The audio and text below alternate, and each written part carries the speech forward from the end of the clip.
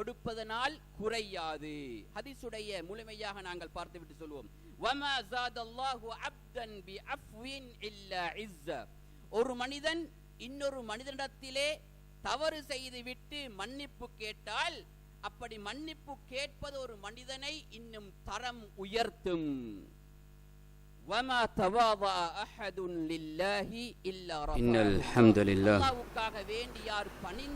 نحمده ونستعينه ونستغفره ونؤمن به ونتوكل عليه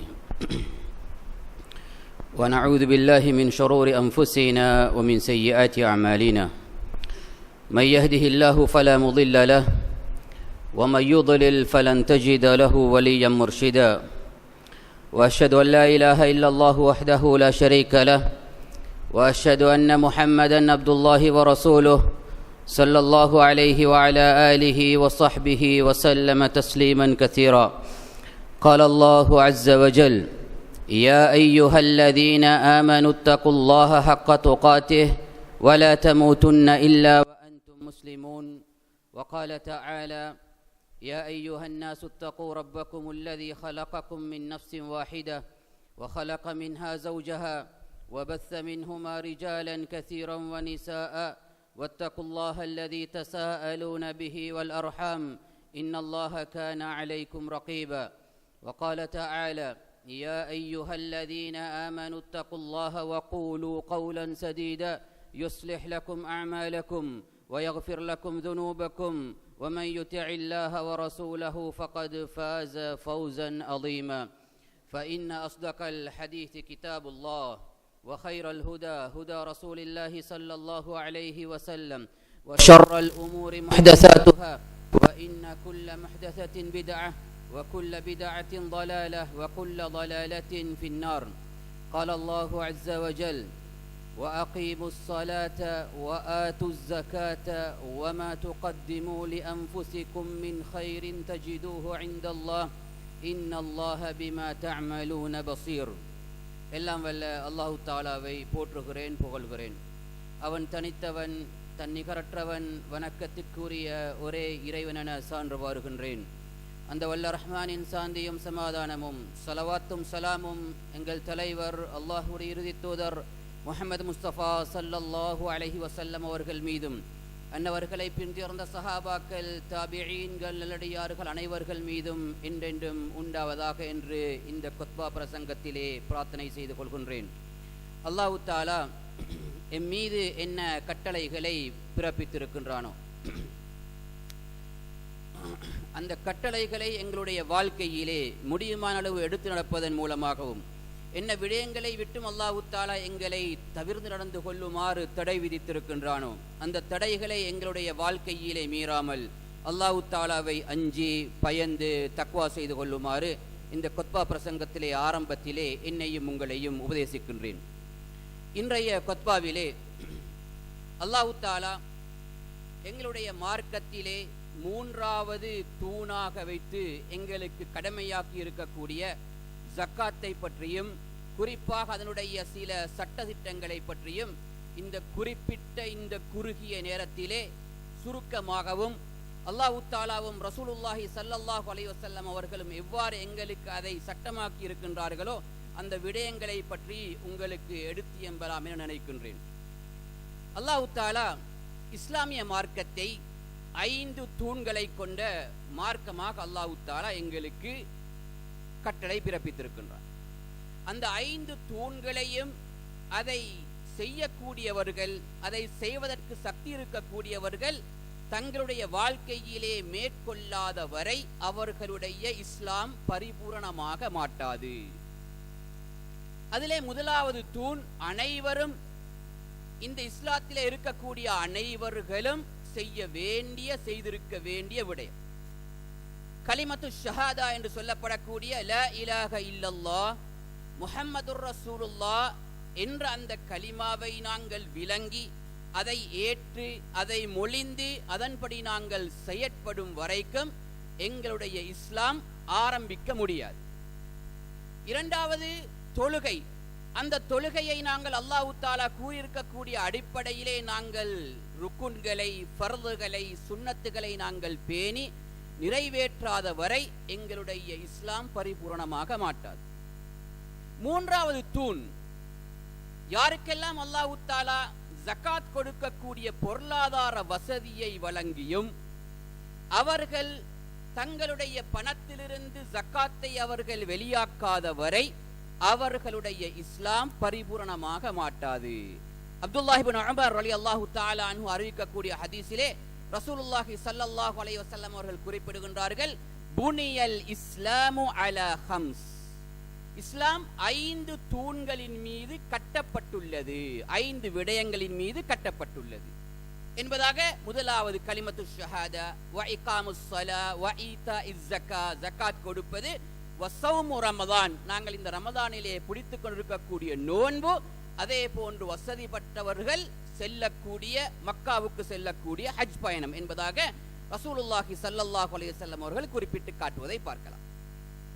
அல்லாஹ் தஆலா இந்த ஜக்காத்தை தன்னுடைய குர்ஆனிலே தொழுகையை எவ்வாறு அல்லாஹ் தஆலா வலியுறுத்தி கூறுகின்றானோ அதே போன்று ஜக்காத்தையும் தொழுகையுடன் சேர்த்து பல தடவைகள் அல்லாஹ் தஆலா அல் குர்ஆனிலே கூறுவதன் மூலமாக தொழுகைக்கு நாங்கள் எவ்வாறு இந்த பள்ளி வாயில்களை கட்டி அதற்கு சஃப்புகளை இட்டு அதற்கு இமாம்களை நியமித்து அதற்கென்று முஅத்தின்களை நாங்கள் நியமித்து நாங்கள் கூட்டாக அந்த தொழுகையை நாங்கள் நிலைநாட்டுவதற்கு எந்த அளவுக்கு நாங்கள் பிரயத்தனம் எடுக்கின்றோமோ அதே மாதிரியான ஒரு முனைப்பும் முயற்சியும் முக்கியத்துவமும் இந்த ஜக்காத்துக்கும் நாங்கள் எடுக்க வேண்டும் என்பதை அந்த அல்லாஹ் தஆலாவுடைய அந்த அல் குர்ஆன் வசனங்கள் எங்களுக்கு எடுத்துச் சொல்லிக் கொண்டிருக்கக்கூடிய நிலையை நாங்கள் பார்க்கலாம்.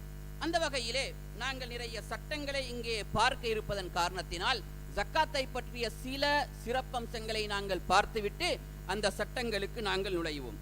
ஜக்காத் என்று சொல்லப்படுவது அல்லாஹ் தஆலாவினால் 7 வானங்களுக்கு மேலிருந்து இந்த மனித சமுதாயத்திற்கு இறக்கி அருளப்பட்ட இனிமையானதும் புனிதமானதுமான பொருளாதார திட்டமாக இருந்து கொண்டிருக்கின்றது. இன்று உலகிலே எத்தனையோ பொருளாதார திட்டங்கள், நாங்கள் இந்த பொருளாதார திட்டத்தின் மூலமாக வறுமையை நாங்கள் ஒழிப்போம் என்று கங்கணம் கட்டிக்கொண்டு எத்தனையோ பொருளாதார திட்டங்கள் இந்த உலகத்திலே முன்வைக்கப்பட்டாலும் கூட அது முதலாளித்துவமாக இருக்கலாம், அல்லது சோசலிசமாக இருக்கலாம், அல்லது இன்னொரு சர்வதேசத்திலே முன்வைக்கப்பட்ட பொருளாதார கொள்கைகளாக இருக்கலாம். ஒரு நாளும் அவைகளினால் இந்த வறுமையை ஒழிக்க முடியாது, ஒழிக்க முடியவும் இல்லை. ஆனால் இஸ்லாத்துடைய இந்த ஜக்காத் என்று சொல்லப்படக்கூடிய அல்லாஹ் தஆலாவுடைய ரப்பானியத்தான இந்த பொருளாதார திட்டத்தின் மூலமாக வறுமை குறைக்கப்பட்டிருக்கின்றது.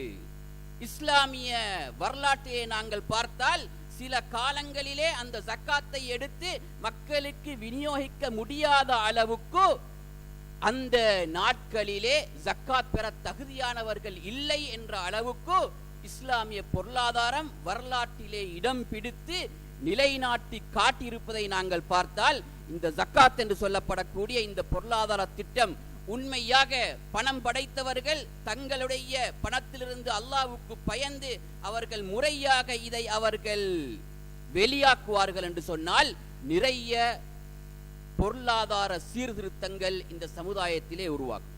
அதே போன்று இந்த ஜக்காத் என்று சொல்லப்படுவது எங்களுடைய சமுதாயத்திற்கு மாத்திரம் அருளப்பட்ட ஒரு சட்டம் அல்ல. மாறாக அல்லாஹ் தஆலா எங்களுக்கு முன்வந்த நபிமார்களுக்கும் இந்த ஜக்காத்தை அல்லாஹ் தஆலா கடமையாக்கி இருப்பதாக கூறுவதை பார்க்கலாம். இஸ்மாயில் அலைஹிஸ்ஸலாம் அவர்களை பற்றி அல்லாஹ் தஆலா கூறும் பொழுது வகான யஅமுரு அஹ்லஹு, இந்த இஸ்மாயில் அலைஹிஸ்ஸலாம் அவர்கள் தங்களுடைய குடும்பத்தவர்களை ஏவக்கூடியவர்களாக இருந்தார்கள். எதை கொண்டு? பிஸ்ஸலாத்தி, தொழுகையை கொண்டு, வஸ்ஸகாத்தி, ஜகாத்தை கொண்டு ஏவக்கூடியவர்களாக இருந்தார்கள்.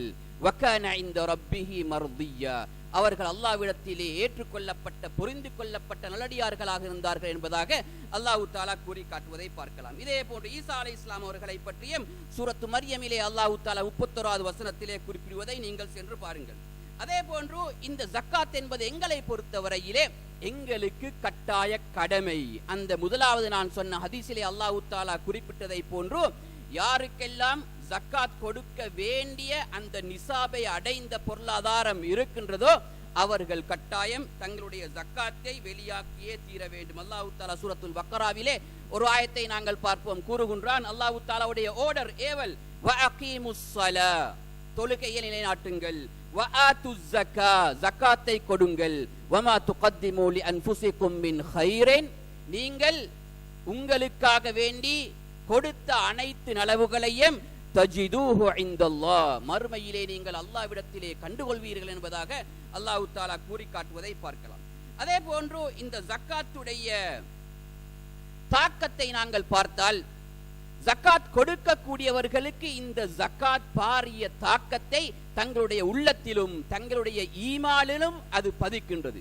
ரசூலுல்லாஹி ஸல்லல்லாஹு அலைஹி வஸல்லம் அவர்கள் குறிப்பிட்டார்கள், வஸ்ஸதகத்து புர்ஹான், இந்த ஜக்காத் சதகா என்று சொல்லப்படக்கூடிய ஒரு மனிதன் தன்னுடைய பொருளாதாரத்திலிருந்து வெளியாக்கக்கூடிய கடமையான அந்த கொடுப்பனவு, அதே போன்று உஃபரியான சதகா என்ற அந்த கொடுப்பனவு, இந்த இரண்டும் அந்த மனிதனுக்கு ஒரு அத்தாட்சி என்று சொன்னார்கள். அத்தாட்சி என்றால் அந்த மனிதனுடைய ஈமானுக்கான அத்தாட்சி என்பதாக உலமாக்கள் எங்களுக்கு விளக்கம் சொல்வதை பார்க்கலாம். அல்லாஹ் தஆலாவின் மீது அந்த அடியான் கொண்ட ஈமானின் காரணத்தினால், அல்லாஹ் தஆலாவுடைய ஏவலிலே அந்த அடியான் கொண்ட அந்த அக்கறையின் காரணத்தினால் தான் அதை அவன் வெளியாக்குகின்றான். அதனால் அவனுடைய ஈமானுக்கு அது அத்தாட்சியாக இருக்கின்றது என்பதாக அல்லாஹ் தஆலா குறிப்பிடுகின்றார். அதே போன்று ஜக்காத் என்று சொல்வது அந்த கொடுக்கக்கூடியவர்களை சுத்தப்படுத்தும், அவர்களுடைய பொருளாதாரத்தை சுத்தப்படுத்தும். அல்லாஹ் தஆலா குறிப்பிடுகின்றான், குத் மின் அம்வாலிஹிம் ஸதகத்தன் துதஹிருஹும் வ துஸக்கீஹிம், நபியே அவர்களுடைய அந்த பொருளாதாரத்திலிருந்து நீங்கள் ஜக்காத்தை எடுங்கள், வெளியாக்கி எடுங்கள். அது ஒரு கட்டாயம். நாட்டு தலைவராக இருந்தால் அதற்கென்று ஒரு குரூப்பை வைத்து, அதற்கென்று ஒரு குழுவை வைத்து அங்கே அந்த ஜக்காத் வசூலிப்பதற்காக வேண்டி அனுப்பி வெளியாக்கி எடுக்க வேண்டும். அல்லாஹ் தஆலா குறிப்பிட்டார், நீங்கள் வெளியாக்கி எடுத்து அவர்களை நீங்கள் சுத்தப்படுத்துங்கள் என்பதாக அல்லாஹ் தஆலா குறிப்பிட்டு காட்டுவதை பார்க்கலாம். அதே போன்று ஜக்காத் என்பது ஒரு மனிதனிடத்திலே இருக்கக்கூடிய பகீல்தனம் என்று சொல்லப்படக்கூடிய மிக மோசமான அந்த குணத்தை, அந்த நோயை அந்த ஜக்காத் இல்லாமலாக்குகின்றது. அல்லாஹ் தஆலா இந்த பகீல்தனத்தை பற்றி சூரத்துல் ஹஷ்ரிலே அல்லாஹ் தஆலா குறிப்பிடும் பொழுது, வமை யூக ஷுஹ நஃப்ஸிஹி ஃபஉலாயிக ஹுமுல் முஃப்லிஹூன், யார் தன்னுடைய உள்ளத்திலே இருக்கக்கூடிய அந்த கஞ்சத்தனத்திலிருந்து சுகம் காணப்பட்டிருக்கின்றார்களோ, அந்த கஞ்சத்தனத்தின் நோயிலிருந்து யாரெல்லாம் கலைந்து இருக்கின்றார்களோ அவர்கள் தான் வெற்றியாளர்கள் என்பதாக அல்லாஹ் தஆலா குறிப்பிட்டு காட்டுவதை நாங்கள் பார்க்கலாம். அதே போன்று இந்த ஜக்காத் என்பது ஒரு மனிதனுக்கு தன்னுடைய பொருளாதாரத்திலே இருக்கக்கூடிய அந்த கடுமையான ஆசையை குறைக்கின்றது. பொருளாதாரம் என்பது மனிதனுக்கு அல்லாஹ் தஆலா மிகவும் ஒரு ஷஹ்வத், ஆசையாக அதை அல்லாஹ் தஆலா வைத்திருக்கின்றான்.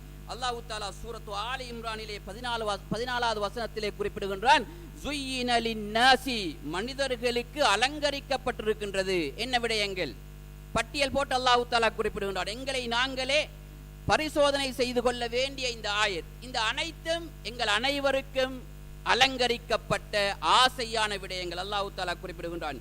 எதிலே மனிதர்களுக்கு அலங்கரிக்கப்பட்டிருக்கின்றது, ஹுப்பு ஷஹவாதி மினன் நிசா, பெண்கள், வல் பனீன், பிள்ளைகள், வல் கனாதீரில் முகந்தரதி மினல் ذهب والفضة, பொன், தங்கம், வெள்ளியினாலான பொற்குவியல்கள், வல் கைலில் முஸவ்வம, அதே போன்று பிராண்டட் வெஹிக்கிள்ஸ் என்று சொல்லக்கூடிய அளவுக்கு ஆரம்ப காலத்திலே இருந்த அடையாளமிடப்பட்ட அலங்கரிக்கப்பட்ட குதிரைகள், வல் அன்ஆமி வல் ஹர்ஸ், அதே போன்று கால்நடைகள், பட்டிகள், வல் ஹர்ஸ், அதே போன்று விளை நிலங்கள், தோட்டங்கள், ஏக்கர் கணக்கான நிலங்கள், ذلك இவைகள் அனைத்தும் மதாஉல் ஹயாத்தித் துன்யா, மனிதர்களே உங்களுடைய உலகத்திலே நீங்கள் கட்டியாளக்கூடிய சொத்துகள், வல்லாஹு, அல்லாஹ்விடத்திலே, இந்தஹு இருக்கின்றது, அவனிடத்திலே, ஹுஸ்னுல் மஆப்,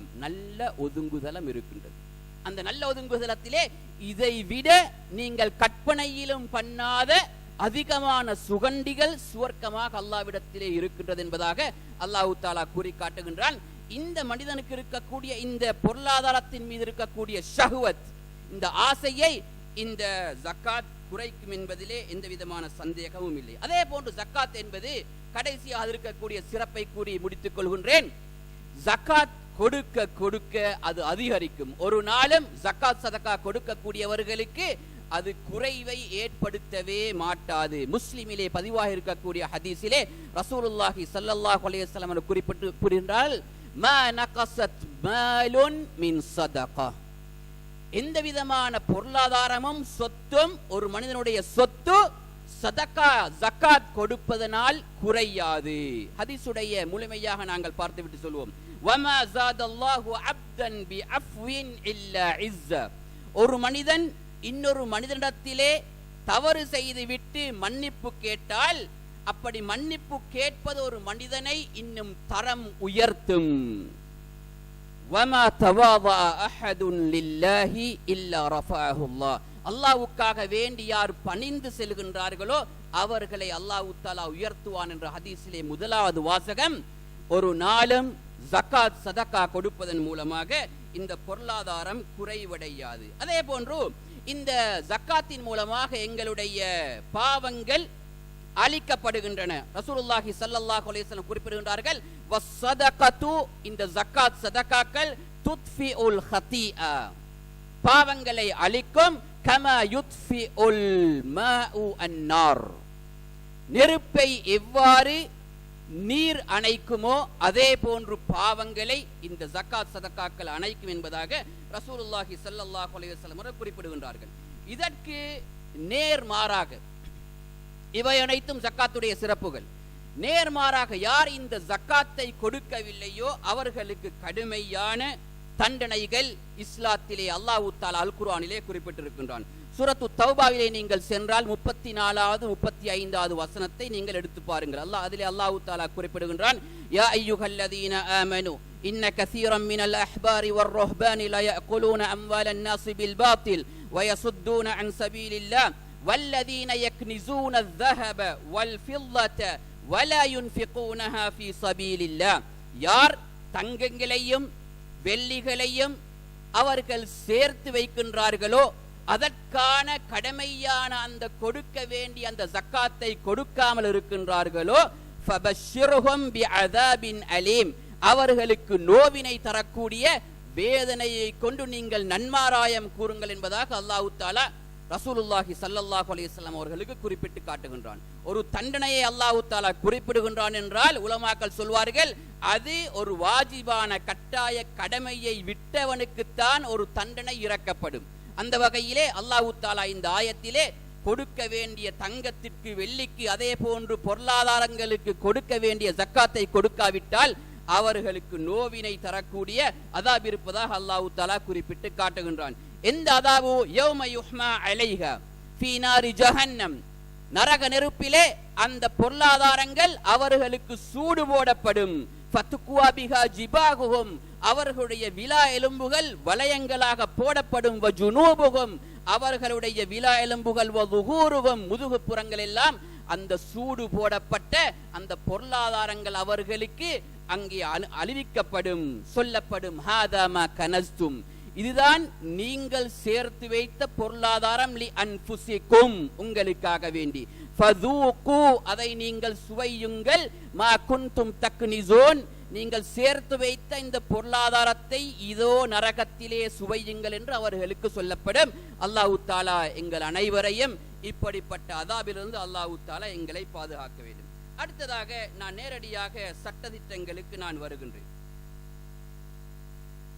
ஜகாத் 3 வகையாக கொடுக்க வேண்டிய, ஜக்காத் கொடுக்க வேண்டிய பொருளாதாரம் 3 வகைப்படும்.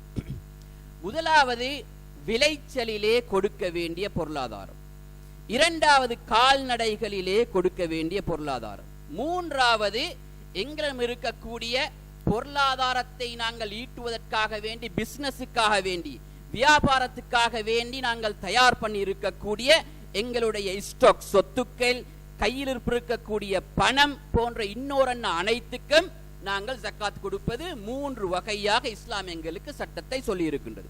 இதிலே முதலாவது வகை விளைச்சல்களுக்கான ஜக்காத். அது ரமலானிலே மாத்திரம் மக்கள் கொடுக்கக்கூடிய ஜக்காத் அல்ல. எப்பொழுது ஒரு விளைச்சலை நாங்கள் தானியங்களை விளைத்து அது ஒரு விளைச்சலாக அறுவடையாக எங்களுக்கு வந்தால் அதிலே நாங்கள் சுருக்கமாக பார்த்தால் 675 கிலோகிராம் நெல்லோ அல்லது இன்னொரு தானியங்களோ இருந்தால் அந்த விளைச்சல் அல்லாஹ் தஆலாவுடைய நீர் மழையின் மூலமாக எங்களுடைய கஷ்டமில்லாமல் விளைந்திருந்தால் 10% நாங்கள் ஜக்காத்தாக அந்த அறுவடை நாளிலேயே நாங்கள் வெளியாக்க வேண்டும். இதற்கு சொல்வார்கள் ஹம்சத்து அவுசுக், 5 வசக்குகள் சேர்ந்தால் ஜக்காத் கொடுக்க வேண்டும். ஒரு வசக் 60 சா, 60 சா என்று சொல்லப்படக்கூடிய அளவு ஒரு வசக். அப்படி 60 6 5 300 சா சேர்ந்தால் அது ஜக்காத் கொடுக்க வேண்டிய விளைச்சலுடைய அந்த அடைவு. இதிலே கொடுக்க வேண்டியது 10%. நாங்கள் நீர் பாய்ச்சி அதிலிருந்து நாங்கள் அறுவடை பெற்றால் 20% நாங்கள் ஜக்காத்தாக அதிலிருந்து வெளியாக்க வேண்டும்.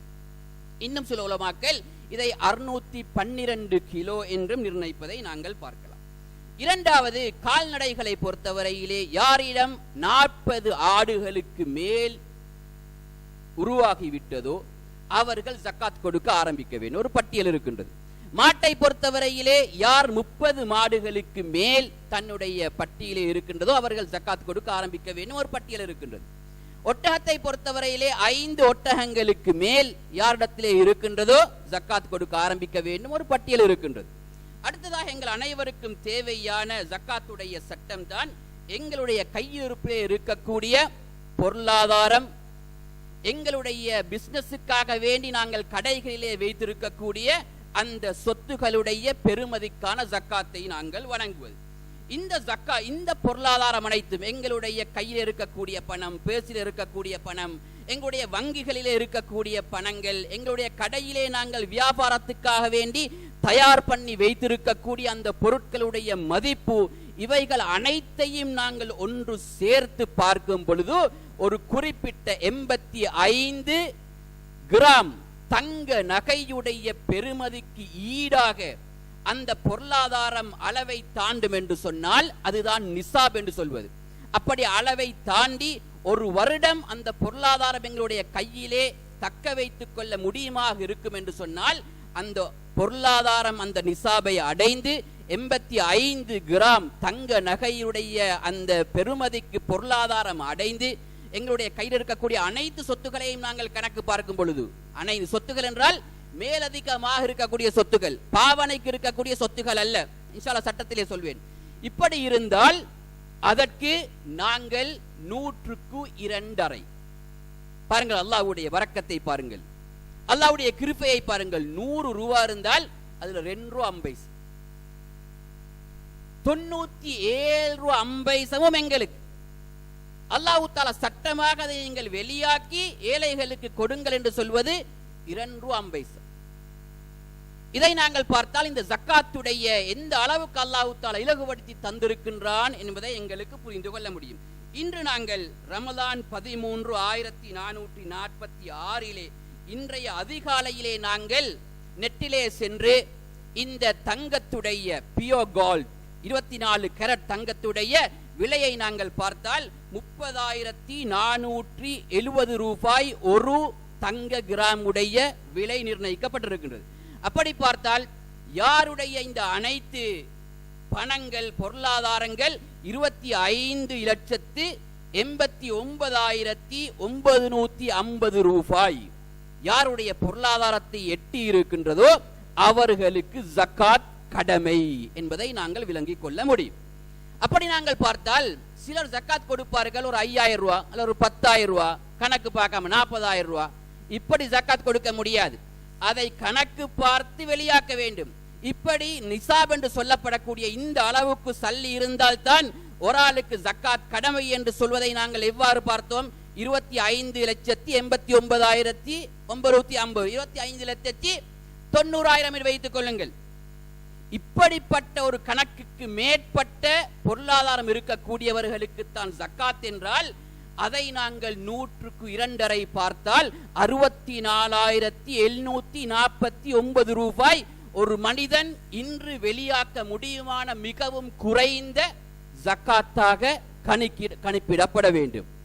நாங்கள் ஒரு பேணுதலுக்கு பார்த்தால் 65,000 ரூபாய், 65,000 ரூபாய்க்கு குறைவாக நான் ஜக்காத் கொடுத்தேன் என்று சில அதாவது விதிவிலக்கான சில நிலைகள் இருக்கின்றன, நாங்கள் வருவோம். அது அல்லாமல் பொதுவாக இருக்கக்கூடிய நிலையை பார்த்தால் 65,000 ரூபாவுக்கு குறைவாக ஒரு ஆளுக்கு இன்றைக்கு ஜக்காத் வெளியாக்க முடியாத ஒரு நிலை இருக்கின்றது. உங்களுக்கு கணக்கு பார்ப்பதற்கு இலகுவான ஒரு கணக்கு முறை என்றால் உங்களுடைய அனைத்து பொருளாதாரத்தையும் நீங்கள் கணக்கு பார்த்து 40ஆல் நீங்கள் பிரித்தால் ஆட்டோமேட்டிக்காக உங்களுக்கு ஜக்காத் கொடுக்க வேண்டிய அந்த கணக்கு வரும்.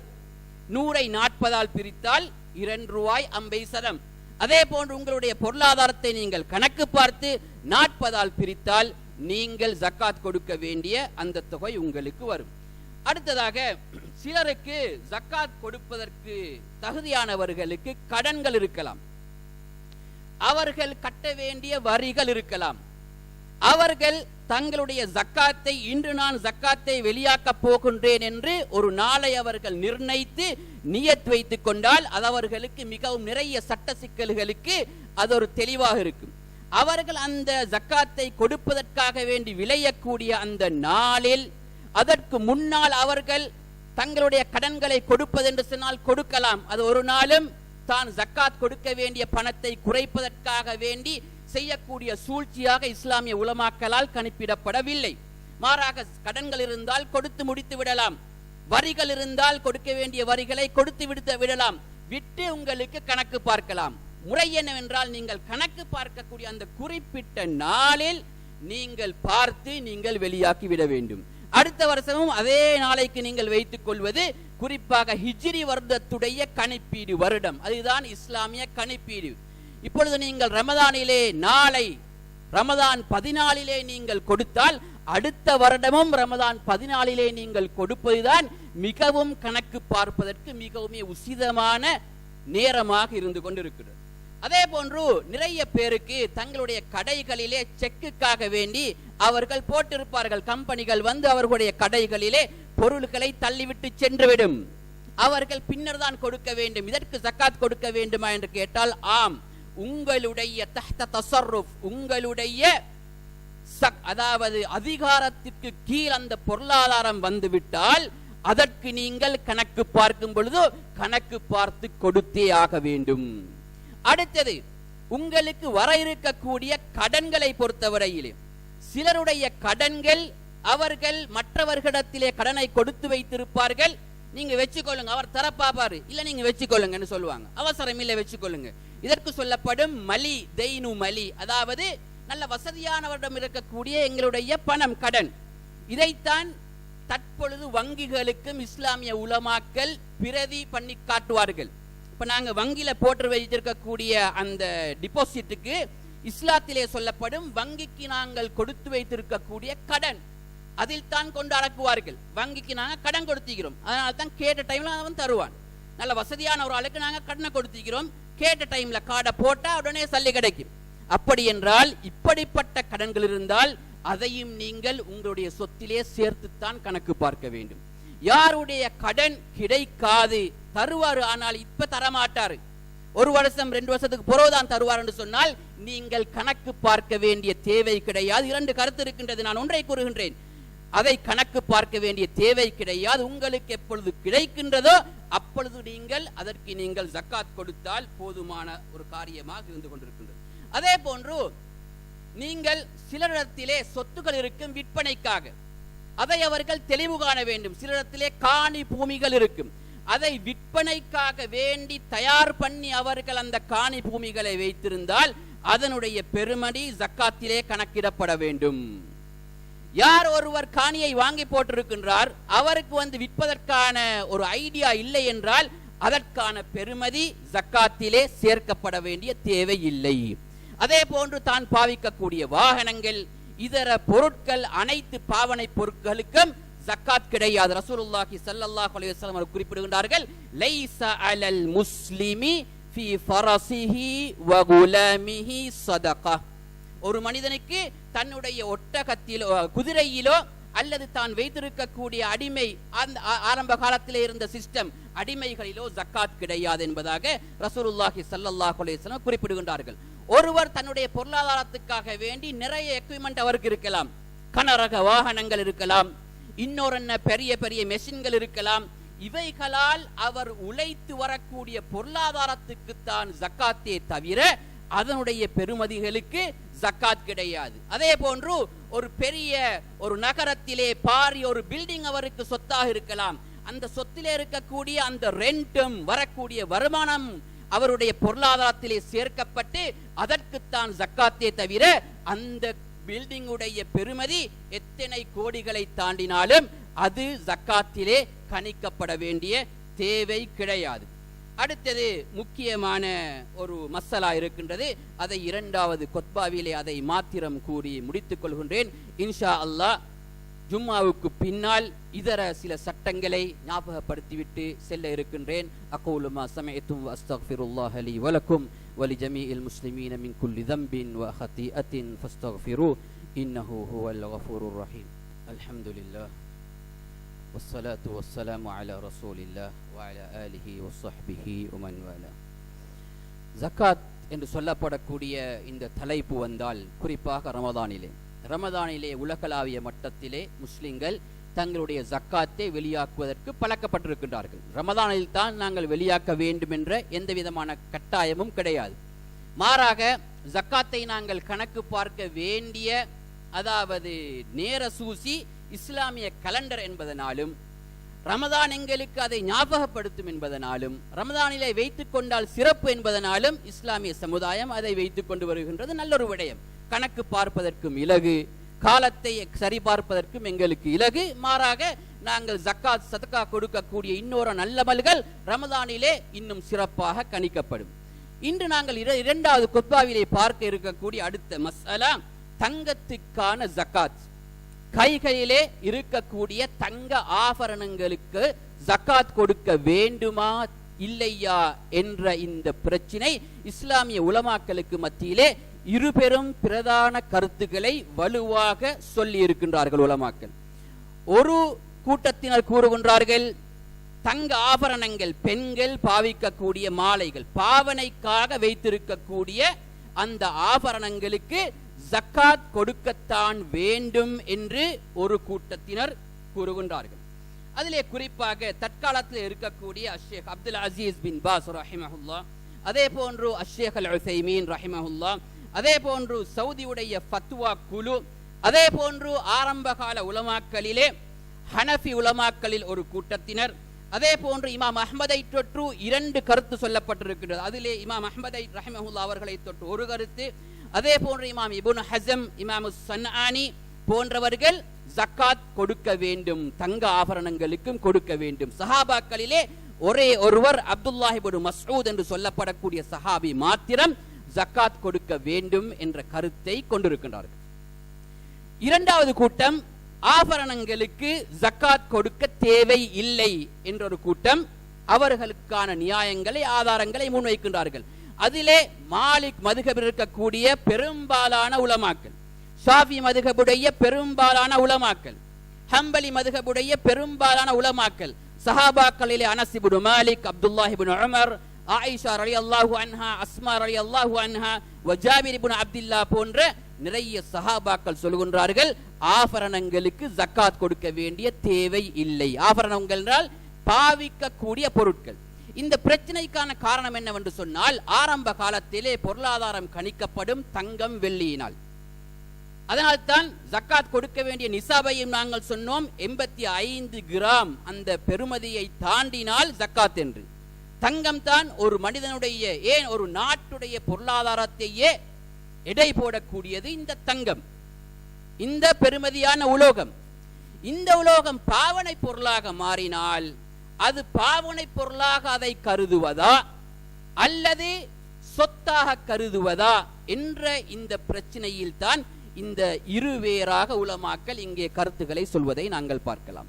ஜக்காத் கட்டாயம் கொடுக்க வேண்டும் என்ற உலமாக்கள் 3 முக்கியமான பிரதானமான ஹதீஸ்களை முன்வைக்கின்றார்கள்.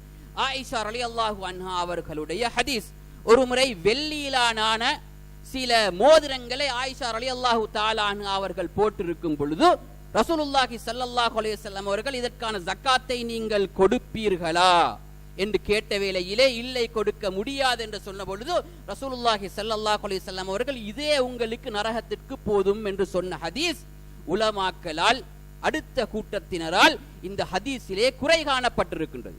அதே போன்று இரண்டாவது ஹதீஸ் உம்மு சலமா ரலியல்லாஹு தஆலா அன்ஹா அவர்களுடைய ஹதீஸ், அதிலும் இஸ்னாத் ரீதியாக குறை காணப்பட்டிருக்கின்றது. அதே போன்று இன்னொரு ஹதீஸ் அம்ர் இப்னு ஷுஐப் அன் அபீஹி அன் ஜத்திஹி, ஒரு சிறிய ஒரு பெண் பிள்ளை ஒரு ஆபரணத்தை அணிந்து கொண்டிருக்கும் பொழுது ரசூலுல்லாஹி ஸல்லல்லாஹு அலைஹி வஸல்லம் அவர்கள் சொன்ன ஹதீஸ். இந்த மூன்று பிரதான ஹதீஸ்களிலும் குறைகள் இருப்பதன் காரணத்தினால் ஜக்காத்தை கடமையாக்கக்கூடிய தெளிவான ஆதாரங்கள் ஒன்றும் ரசூலுல்லாஹி ஸல்லல்லாஹு அலைஹி வஸல்லம் அவர்களை தொற்றும் குறையின்றி எங்களுக்கு அறிவிக்கப்படவில்லை என்பதனாலும், சஹாபாக்களுடைய காலத்திலும் பெண்கள் ஆபரணங்களை அணிந்திருந்தார்கள். அவர்களுக்கு ரசூலுல்லாஹி ஸல்லல்லாஹு அலைஹி வஸல்லம் அவர்கள் பிரத்யேகமாக அதிலும் ஜக்காத்தை கொடுக்க வேண்டும் என்ற தெளிவாக சொன்ன சஹீஹான ஆதாரங்கள் இல்லை என்பதனாலும், அந்த சஹாபாக்கள் அப்துல்லாஹ் இப்னு மஸ்ஊதை தவிர மற்ற சஹாபாக்கள் இந்த ஆபரணங்களுக்கு ஜக்காத்தை கடமையாக்கியது கிடையாது. எது எவ்வாறு இருப்பினும் இஸ்லாமிய சட்டவாக்க கலை உலமாக்களுக்கு மத்தியிலே இரண்டு கூற்றுக்களும் பலமான கூற்றாகவே கணிக்கப்படுகின்றன. அதனால்தான் இந்த பிரச்சனையை பேசக்கூடிய உலமாக்கள் சொல்வார்கள், நீங்கள் எந்த கூற்றையும் எடுத்து உங்களுக்கு அமல் செய்யலாம், ஆனால் ஒரு பேணுதலுக்காக வேண்டி அந்த பாவிக்கக்கூடிய அந்த ஆபரணங்களுக்கு நீங்கள் கொடுத்தால் அது சிறப்பானது, கடமை இல்லை என்பதாக உலமாக்கள் எங்களுக்கு சட்டம் சொல்வதை பார்க்கலாம். ஆகையினால் எந்த ஒரு பெண் தன்னுடைய பாவனைக்காக வேண்டி ஆபரணங்களை வைத்திருந்தால் அவற்றுக்கு கொடுக்க வேண்டும். அதிலும் இன்னும் சில உலமாக்கள், தற்கால உலமாக்கள் சொல்வார்கள், எந்த ஒரு ஆபரணமும் அதிக நாட்களாக பாவனை இல்லாமல் இருந்தால் அதற்கு நீங்கள் கொடுத்துக் கொள்வது உங்களுடைய ஈமானுக்கு மிகவும் உகந்தது என்று சொல்வார்கள். இதையும் தாண்டி இன்று எங்களுடைய சிலரிலே இருக்கக்கூடிய வழக்கம், தங்கத்தை ஆபரணமாக பாவிக்க வைத்திருப்பார்கள். ஆனால் அவர்களுக்கு ஒரு பொருளாதார தேவை வந்தால் ஹராமான ரீதியிலாக இருந்தாலும் அதை கொன்று அடகு வைத்துவிட்டு பொருளாதாரத்தை எடுப்பார்கள். இப்படி பார்த்தால் இது ஆபரணம் மாத்திரமல்ல, மாறாக பணமாகவும் இது பயன்படுத்தப்படுகின்றது. அப்படி இருந்தால் கட்டாயம் அந்த தங்கம் எங்களுக்கு தேவையான பொருளாதாரமாக கணிக்கப்பட்டு அது ஜக்காத் கொடுக்க வேண்டிய அந்த பொருளாதாரத்துடன் சேர்த்து கணிப்பிடப்பட வேண்டும் என்ற விடயத்தை இந்த தங்க ஆபரணங்கள் சம்பந்தமாக நாங்கள் விளங்கிக் கொள்ள வேண்டும். இன்னும் ஜக்காத்தை பற்றி நாங்கள் பேச இருக்கின்றது. நேரம் முடிந்து விட்டதனால் என்னுடைய இந்த இரண்டாவது கொத்பா பிரசங்கத்தை முடித்துக் கொள்கின்றேன். அல்லாஹும்ம ஸல்லி அலா முஹம்மதின் வ அலா ஆலி முஹம்மத் கமா ஸல்லைத அலா இப்ராஹீம வ அலா ஆலி இப்ராஹீம இன்னக ஹமீதும் மஜீத். வ ஆகிரு தஅவானா அனில் ஹம்துலில்லாஹி ரப்பில் ஆலமீன்.